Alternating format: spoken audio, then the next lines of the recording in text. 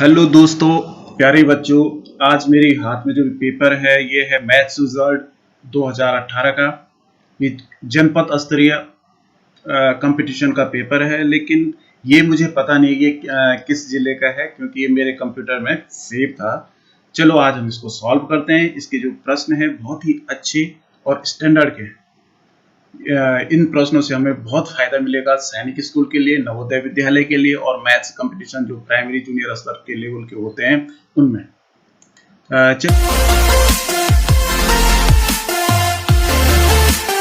चलिए शुरू करते हैं इसको। पहला प्रश्न है, निम्नलिखित में से सबसे बड़ी भिन्न कौन सी है? भिन्न को बड़ा छोटा देखने के लिए इसके दो तीन होते हैं, या तो अंश बराबर करना, या हर बराबर करना, या भिन्न को पहले दशमलव में चेंज करना, तब देखना। तो लेकिन इस पे एक और फॉर्मूला होता है। देखिए ये है, जैसे पहला है 5/6, माने ये क्रमांगत है, 5 के बाद 6 आता है तो 5 6। ये देखिए 3 4, 1/2 1 2 और 2 3। तो ऐसी कंडीशन में अगर लगातार वाली संख्याएं, क्रमांगत संख्याएं अंश और हर में है, तो ऐसी कंडीशन में जो बड़ी संख्या होती है वही बड़ी होती है।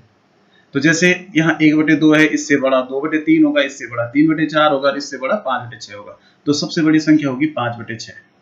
ये हमेशा याद रखना कि अगर क्रमांगत संख्याएं को अंश और हर के रूप में लिखा गया है तो जो बड़ी संख्या होगी वही सबसे बड़ी होगी।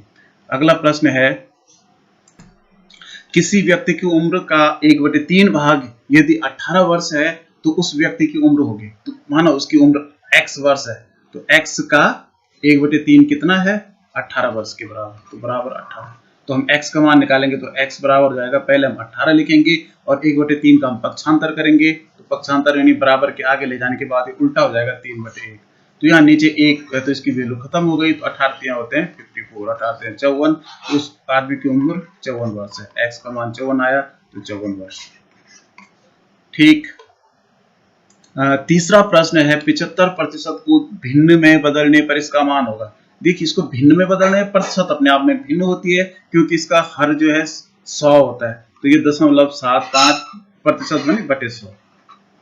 अब इसको भिन्न में मतलब इसका हम सबसे पहले भिन्न और दशमलव एक साथ रहेगा तो अच्छा नहीं लगेगा, तो इसका दशमलव हटा देंगे। तो क्योंकि दो अंकों के पीछे दशमलव है तो इसका दशमलव हटाने के लिए हमें क्या करना पड़ेगा? 100 से गुना। अगर अंश को 100 से गुना करना तो हर को भी 100 से गुना करना पड़ेगा। देखिए 100 से गुना किसी भी संख्या को करते हैं हम तो उसके आगे 2 जीरो लग जाते हैं, तो ये 100 के आगे भी 2 जीरो। ऊपर दशमलव 2 अंकों के बाद है तो यहाँ दशमलव यहाँ पे लग जाएगा और ये 0 0 खत्म हो गया अंकों के। तो ये 75/10,000 हो गया। अब इसको हम किससे काटेंगे? इसका 25 का भाग आ रहा है, इसमें 25 किया 75 और यहाँ पे देखिए 25 से 100। अब ये 0 में 0 बार भाग और दूसरे 0 में 0 बार भाग, यानी 3/400 आ गया। तो इसका सही आंसर होगा 3/400। देखिए अगला प्रश्न है, निम्नलिखित में से कौन सी भिन्न सबसे छोटी है? अब सब यहाँ देखिए 9/5, 9/7, 9/6 और 9/4। तो यहाँ सब में अंश बराबर है, 9 9 9। ऐसी कंडीशन में बच्चे कहाँ गलती करते हैं कि हमें लगता है कि 9/4, यहाँ पे 4 सबसे छोटा तो सबसे छोटा हो जाएगा, लेकिन ऐसा नहीं है। ऐसी कंडीशन में हमें सोचना है, इसको एक उदाहरण भी फिक्स करना है। इसको रोटी, हमारे पास एक रोटी है, मतलब एक लड़का ये है, इसके पास एक रोटी, जिसने अपनी रोटी के 5 टुकड़े किए, 9 टुकड़े खाए। यहाँ पे इसका मतलब ये है कि एक रोटी से ज्यादा थी उसके पास। इसने भी एक रोटी के 7 टुकड़े किए, 9 टुकड़े खाए। इसने भी 6 टुकड़े किए, 9 टुकड़े खाए। और इसने भी 4 टुकड़े किए और 9 टुकड़े खाए। इसका मतलब इनके पास एक रोटी से ज्यादा थी, क्योंकि एक रोटी के इतने टुकड़े खाए, ज्यादा टुकड़े।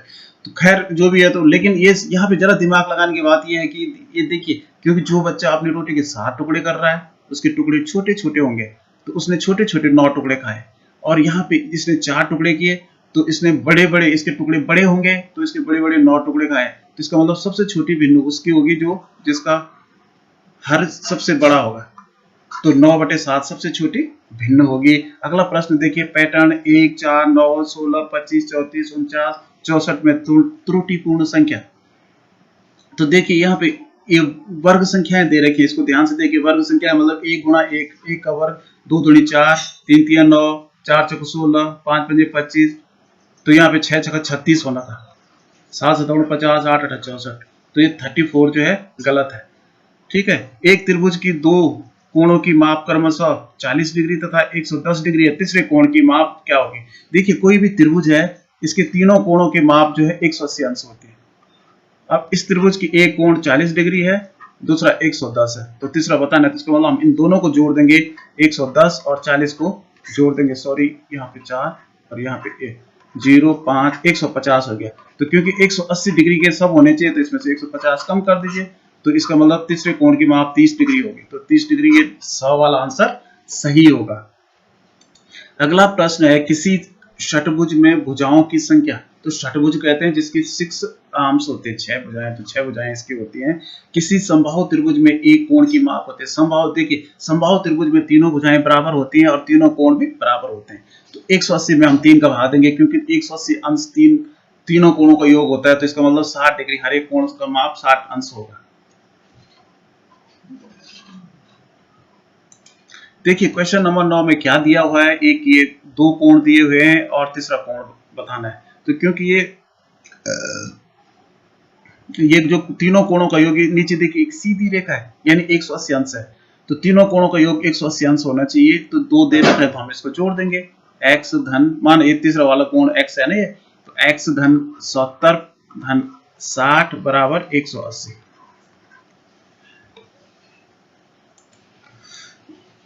तो हम x बराबर हो गया 180 और एक पक्षांतर करके आगे चले जाएंगे तो ऋण 70 ऋण 60, तो ऋण ऋण जुड़ गए, 7 और 6 13 हो गया, तो x बराबर हो गया 180 और इसमें से ये घटा दीजिए 130 घटा दीजिए, 7 और 6 13 0, तो ये 50 हो गया। तो इसका मान तो x का मान 50 डिग्री, तो ये अगर 50 डिग्री होगा तो ये देखिए 7 और 6 13 5 18 और 18 के आगे एक 0, तो 180 डिग्री का मान तीनों कोणों का आ गया है। यहाँ पर है वर्ष का अंतिम महीना होता है जनवरी दिसंबर, तो अंतिम महीना क्या होता है, दिसंबर। यदि किसी वर्ग का परिमाप 16 सेंटीमीटर है तो उसका क्षेत्रफल होगा। तो परिमाप बोलते हैं भार की माप।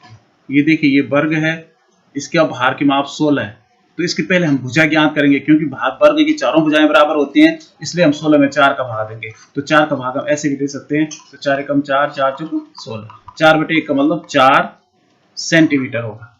अब जब इसका 4 सेंटीमीटर भुजा आ गई, तो भुजा का वर्ग का क्षेत्रफल क्या होता है, भुजा का वर्ग, यानी भुजा गुणा भुजा, तो 4 गुणा 4, तो 4 चौक 16 ही होगा। देखिए इसका परिमाप भी 16 वर्ग सेंटीमीटर। तो इसका पहला वाला आंसर सही होगा, 16 वर्ग सेंटीमीटर। क्वेश्चन 12 है यदि आयत का क्षेत्रफल 96 वर्ग सेंटीमीटर है, यदि इस आयत की एक भुजा 12 मीटर है तो उसका परिमाप होगा। तो पहले देखिए इसको परिमाप ज्ञात करने के लिए हमें क्या करना पड़ेगा, पहले दूसरी भुजा ज्ञात करनी पड़ेगी। इसका क्षेत्रफल दे रखा है, एक लंबाई एक भुजा दे रखी है 12, ठीक है, तो इसका मतलब सीधी सी बात है लंबाई गुणा चौड़ाई होता है, लंबाई गुणा चौड़ाई बराबर होता है क्षेत्रफल।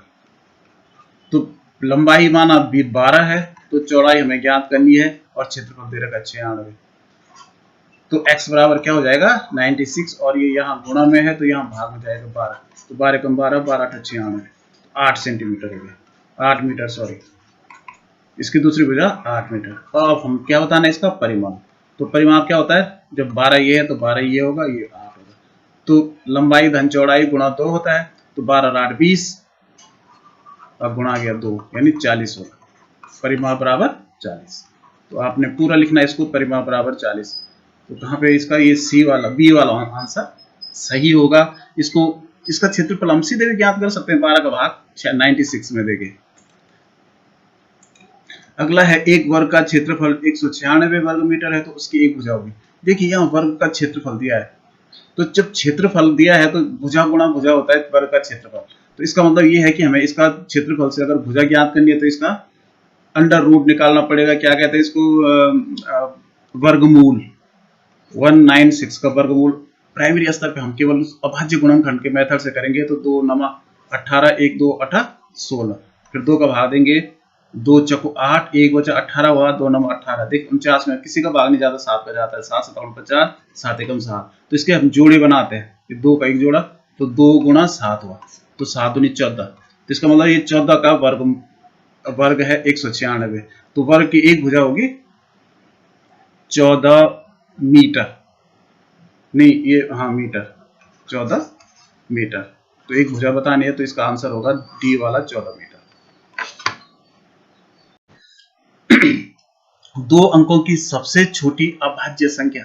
देखिए, दो अंकों की सबसे छोटी संख्या तो 10 होती है, लेकिन 10 भाज्य संख्या, उसके बाद 11 सबसे छोटी अभाज्य संख्या है।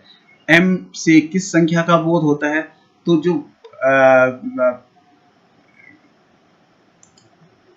ये जो रोमन न्यूमेरल्स में अंक प्रयोग होते हैं, इसमें एक मेडिकल शब्द हमेशा याद रखना है। तो एल जो होता है 50 के लिए होता है, ये सी जो होता है 100 के लिए होता है, 100 के लिए, डी 500 के लिए होता है, 500 के लिए, और एम होता है 1000 के लिए, 1000 के लिए। तो इसका सही आंसर होगा 1000, बी वाला। कितना मूलधन 6% वार्षिक ब्याज की दर से 3 वर्षों में ₹90 होगा? तो देखिए, इसमें मूलधन बताना है, दर दे रखी है 6%, तो इसको हम करेंगे। देखिए, इसमें मूलधन हमें ज्ञात करना है, दर 6% है, समय 3 वर्ष है और ब्याज 90 है। तो इसको हम क्या करते हैं, इसका फॉर्मूला जो होता है मूलधन गुणा, तो मूलधन के लिए x लिख दीजिए आप, मूलधन ही रहने दीजिए आप लोग, मूलधन गुणा दर 6 गुणा समय 3/100 बराबर होता है साधारण ब्याज। तो साधारण ब्याज बराबर 90। तो x का मान हो जाएगा, यहाँ पहले हम 90 लिखेंगे, गुणा ये 100 नीचे है तो यह पक्षांतर के बाद अंश में चला जाएगा, और ये 6 3 अंश में, तो यहाँ नीचे हर में आ जाएंगे पक्षांतर के बाद। और अब देखिए 6 से हम काट सकते हैं 90 को, 6 कम 6, 3 30, 6 5 30, और 3 से फिर 15 को, 3 कम 3 और 3 5 15, तो 100 5 500। तो इसका मतलब x का मान 500 आया, तो 500 रुपये का ये डी वाला आंसर होगा। डी वाला 500 का ब्याज होगा 90 रुपये। देखिए, अगला सवाल है, 1 0 2 7 6 से बनी सबसे बड़ी संख्या। तो बड़ी संख्या बनाने के लिए हम क्या करते हैं, सबसे पहले सबसे बड़ा अंक लिखते हैं, तो इसमें 7 है, फिर उससे छोटा 6 है, फिर उससे छोटा 2 है, फिर उससे छोटा 1 है, और उससे छोटा 0 है। तो इसमें 76,210, 76,210, ये डी वाला बिल्कुल सही होगा। यहाँ पे देखिए 0.6 और 0.02 का गुणनफल। तो इसमें क्या करते हैं, सीधा गुणा कर देते हैं, 6 और यहाँ पे गुणा है, तो 6 दूनी 12 हो गया।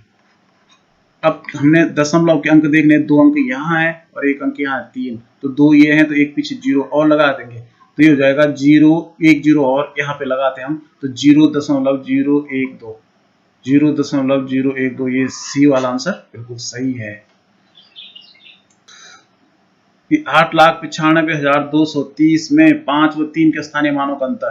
तो देखिए 5 का स्थानीय मान कितना होगा, कौन से 5 के आगे कितने 1 2 3 अंक है, तो 5 के आगे 3 जीरो हो जाएंगे, यानी 5000, और 3 का स्थानीय मान 2.5 के स्थान पे तो 30 ही है। तो अंतर बताना, तो अंतर का मतलब होता है घटाना, तो ये 4,970 आप घटा दीजिए, 4,970 ए वाला आंसर सही है।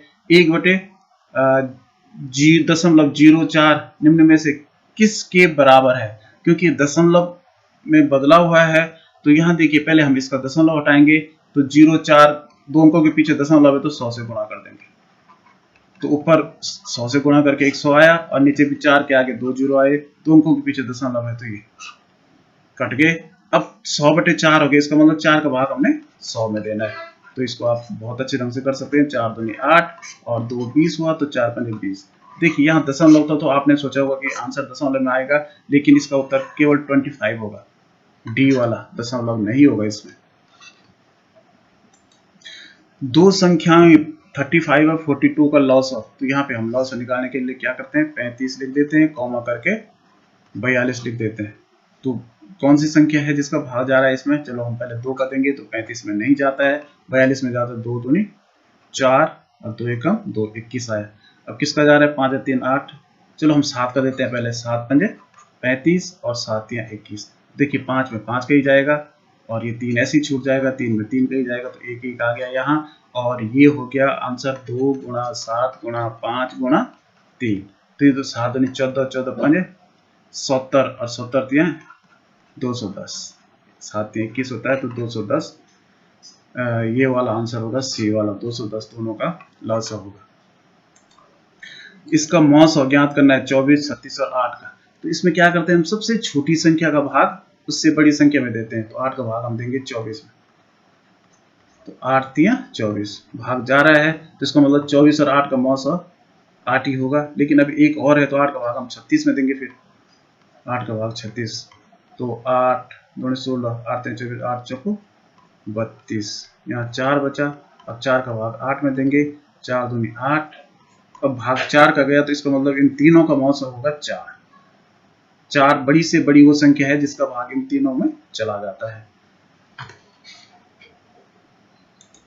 दो संख्याओं का मौसम महत्तम समापवर्तक तथा लघुत्तम समापवर्तक का 212 72 है। यदि इनमें से एक संख्या 24 है तो दूसरी संख्या क्या होगी? इसका एक फॉर्मूला है, संख्या गुणा संख्या बराबर लॉग 100 गुणा मौ 100। तो इस पे हम लिख देंगे संख्या गुणा संख्या बराबर लॉग 100 गुणा मौ 100। ये फॉर्मूला हमेशा याद रखना है। तो संख्या एक दे रखी है 24, गुणा अगर दूसरी संख्या हमें ज्ञात करनी है, और 900 हो गया 72 और 900 हो गया 12। तो x बराबर हो गया 72 गुणा 12, और ये 24 यहाँ गुणा में है तो यहाँ आगे जाके यहाँ चला जाएगा। तो 12 कम 12, 12 दूनी 24। 2 से इसको काटेंगे, 2 3 6, 1 बचा 12 हुआ, 2 छक्का 12, तो 36 दूसरी संख्या 36 होगी। 825 का निकटतम सैकड़े का सन्निकट मान। देखिए सैकड़े में 2 जीरो होते हैं, तो इसका मतलब 5 का हमने जीरो बनाया और 2 का भी जीरो बनाया। तो दूसरा जो लास्ट का जीरो बनाते हैं, अगर ये 2 यहाँ पे 5 या 5 से बड़ा होता तो ये 8 की जगह 9 हो जाता, लेकिन ये 5 से छोटा है तो 8 सही होगा। कहने का मतलब ये भी है कि अगर यहाँ पे 825 है तो इसका मान 800 होगा। अगर 850 से ऊपर होता तो यहाँ पे 900 हो जाता। अगर 849 तक होता तो केवल 800 ही होगा निकटतम मान। अगला है निम्नलिखित में से 1.09 गुणा 5.908। देखिए 1.09 है तो इसका जो निकटतम मान एक ही होगा, क्योंकि इसके आगे जो 10वां भाग है वो 0 है, फिर 9वां भाग है, तो इसके लिए हम ले लेते हैं कि 1 और गुणा। ये देखिए 5.9 है तो दशमलव के बाद 9 है, ये नहीं 5 से बड़ा है तो इसका निकटतम मान 6 हो जाएगा। तो 6 कम 6, तो इसका जो निकटतम मान होगा 6 होगा। 100 के अभाज्य गुणनखंड क्या होंगे? देखिए 100 के अभाज्य गुणनखंड का हम क्या करेंगे, 100 में भाग दे देंगे। सबसे पहले 2 का दीजिए, 2 पंजे 10, 0 में 0 बार, फिर 2 का दीजिए, 2 दूनी 4, 1 बचा, 10 हुआ, 2 पंजे 10, और 25 में 5 का ही जाएगा, 5 पंजे 25, फिर 5 एकम 5। तो ये इसके अभाज्य गुणनखंड हो गए 2 गुणा 2 गुणा 5 गुणा 5। तो 2 गुणा 2 गुणा 5 गुणा 5, ये सी वाला आंसर बिल्कुल सही है। देखिए कोष्ट वाला सवाल है, इसको देखने में कठिन लगता है लेकिन होता बहुत सरल है। इसको हम कोष्ट वैसे उतारेंगे, छोटा कोष्ट वैसे उतारेंगे। इसका हम सबसे पहले सही हटा देंगे, तो 3 छक्का 18, 18 4 22, तो 22/6 ऋण 3 एकम 3 और 3 एकम 3 और 2 5, तो 5/3 हुआ। देखिए यहाँ पे दिमाग से सोचो 5/3 हो रहा है, तो इसको हम क्या करेंगे, इसके यहाँ 6 है, यहाँ 3 है, तो यहाँ पे इसी 2 का गुणा करेंगे। तो 2 का गुणा करके क्या लिखेंगे, यहाँ पे 5 की जगह 2 का गुणा करके हो जाएगा 10, और 3 की जगह हो जाएगा 6, और यहाँ हो जाएगा भागा 2, और ये कोष्ट बंद। अब देखिए 6 6 हो गया, तो 22 में से 10 गया तो 12/6 हो गया। ये छोटा कोष्ट है हट गया, ये बड़ा कोष्ट है सॉरी, और भागा 2। तो 12/6 का मतलब हो गया, 6 का भाग 12 में देंगे तो 2, तो 2 भागा 2 का मान कितना होता है 1, तो इसका आंसर आ गया 1। बहुत सरल सवाल था ये, और दिखने में केवल कठिन लगता है।